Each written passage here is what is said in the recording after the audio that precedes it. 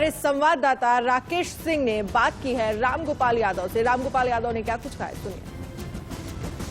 हमारे साथ समाजवादी पार्टी के चाणक्य प्रोफेसर रामगोपाल यादव जी हैं सफाई से।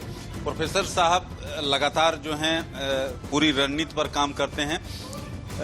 प्रोफेसर साहब, किस तरह से देखते हैं तीसरे चरण का मतदान जो है लगातार चल रहा है, क्या? देखिए, पहले दो चरणों में ट्रेंड साबित हो कर दिया स्टेबल। अब तीसरा चरण उसको और मजबूत करने जा रहा है और इस चरण में हम एक तरफा चुनाव जीत रहे हैं सारे जिलों में। एक भी सीट एटा, कासगंज, फिरोजाबाद, इटावा, मैनपुरी, कन्नौज, फर्रुखाबाद, कानपुर देहात, एक सीट बीजेपी नहीं जीतने जा रही। और बीजेपी के बड़े बड़े दिग्गज जो दादा से ढूंढ के लाए गए हैं, वे अपनी जमानत बचाने के लिए चुनाव लड़ रहे हैं इस फेज में। करहल को लेकर सब जगह सबकी निगाहें टिकी हुई हैं। करहल को लेकर बीजेपी ने केंद्रीय मंत्री एसपी सिंह बघेल को उतारा है, बड़ी चुनौती। करहल में अखिलेश जो हैं वो लगभग 1.5 लाख वोट से चुनाव जीतेंगे और अगर एसपी सिंह बघेल अपनी जमानत बचा लेंगे तो बहुत बड़ी बात है। प्रोफेसर साहब, योगी आदित्यनाथ ने ट्वीट किया है।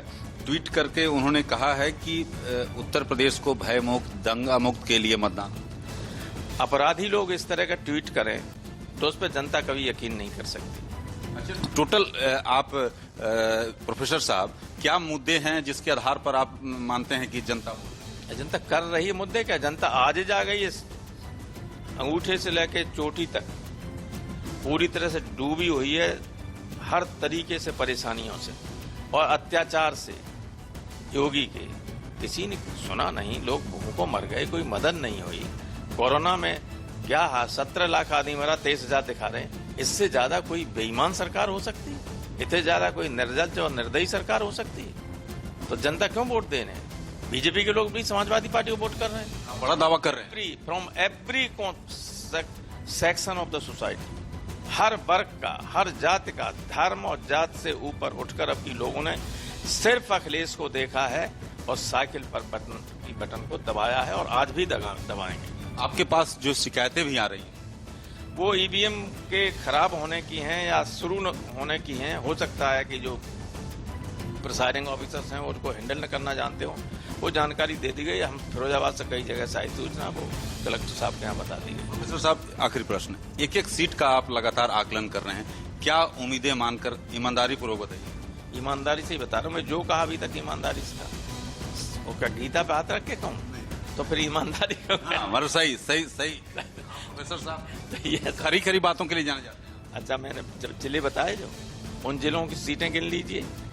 अब बुंदेलखंड रह गया और कानपुर नगर रह गया, तो उसमें हो सकता है कुछ हमारे खराब हो जाए, लेकिन जिस तरह की हवा चल रही है तो जहां लोग टक्कर समझते हैं वो भी हम बड़े मार्जिन से जीतने जा रहे हैं। टोटल कितनी सीट? लगभग 59 भी जीत सकते हैं, 50 भी जीत सकते हैं, 52 भी जीत सकते हैं। 50 से कम तो किसी कीमत पर नहीं जीत। तो आज की चरण की बात है टोटल तो हम चौथे चरण के होते होते 2 से 3 को पार कर जाएंगे। ये थे प्रोफेसर रामगोपाल यादव, जिनका साफ तौर पर आप दावा समझ सकते हैं, दावा जो है पूर्ण बहुमत की सरकार। और लेकिन आपको इंतजार करना पड़ेगा 10 मार्च को, जब चुनाव के परिणाम आएंगे।